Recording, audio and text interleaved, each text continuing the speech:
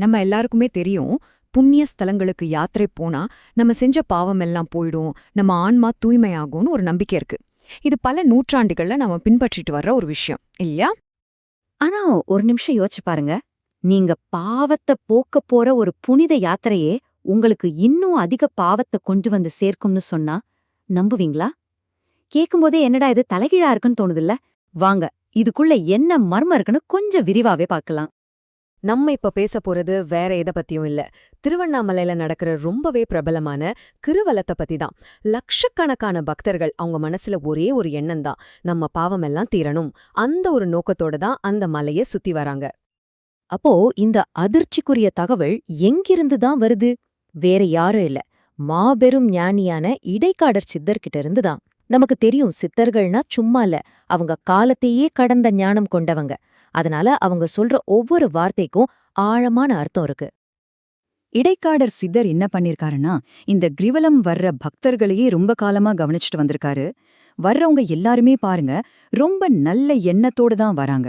நம்ம பாவச்சுமை எல்லாம் குறையணும், இந்த ஒரு நோக்கம்தான்.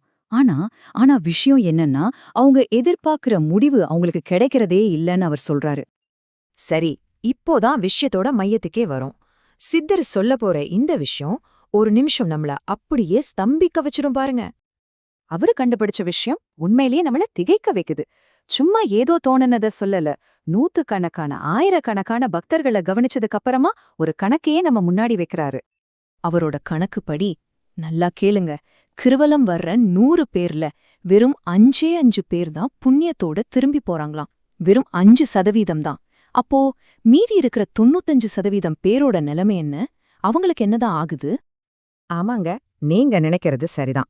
அந்த மீதி 95% மக்கள் பாவத்தை குறைக்க வந்துட்டு, இருந்த பாவத்தோட இன்னும் கொஞ்சம் பாவத்தை மூட்டையா கட்டிக்கிட்டு தான் வீட்டுக்கு திரும்பி போறாங்களாம். நினைச்சு பார்க்கவே முடியலல்ல? எவ்ளோ பெரிய அதிர்ச்சியான விஷயம் இது! ஒரு புண்ணிய ஸ்தலத்துல எப்படி இப்படி ஒரு விபரீதம் நடக்க முடியும்? மக்கள் வேணுனேவா தப்பு பண்றாங்க? இல்ல இதுக்கு பின்னால வேற என்ன காரணம் இருக்கு? இதுக்கும் இடைக்காடர் சித்தரே பதில் சொல்றாரு.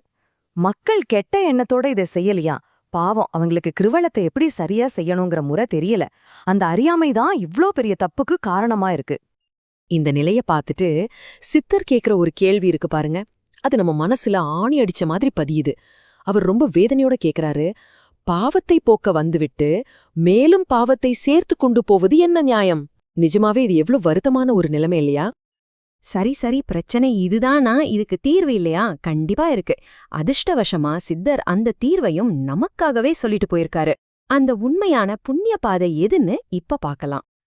ஆமா, சித்தர் பிரச்சனைய மட்டும் சுட்டி காட்டிட்டு நம்மள அப்படியே விட்டுடல. அந்த யாத்திரை அதோட புனிதமான நோக்கத்தை முழுசா நிறைவேத்திக்க ஒரு ரொம்ப தெளிவான வழியையும் நமக்கு காட்டியிருக்காரு. அப்போ அந்த சரியான வழிதான் என்ன? ரொம்ப சிம்பிள். சித்தர் 2 விஷயத்த ரொம்ப தெளிவா சொல்றாரு. கிரிவலம் நடக்கும்போது நம்ம பாவமெல்லாம் கரைஞ்சு புண்ணியம் சேரணும்னா, 1, அந்த பயணம் முழுக்க சிவபுராணத்தை சொல்லிக்கிட்டே நடக்கணும். 2வது, அருணகிரிநாதர் எழுதின திருப்புகள்ல வர்ற முத்தை தெரு பத்தி திருநகை அப்படிங்கிற அந்த பாடலை தொடர்ந்து சொல்லிக்கிட்டே வரணும். இவ்வளவுதான். அப்போ இதிலிருந்து நாம கத்துக்க வேண்டிய முக்கியமான பாடம் என்ன? நம்ம பக்தி பண்றோம், நல்ல எண்ணத்தோட இருக்கோன்னு சொல்றது மட்டும் பத்தாது.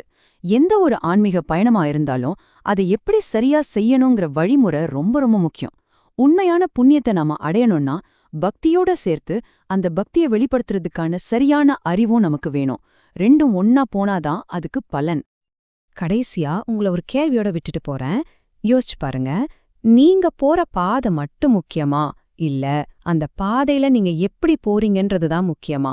இத பத்தி நீங்க என்ன நினைக்கிறீங்கன்னு சிந்திச்சு பாருங்க.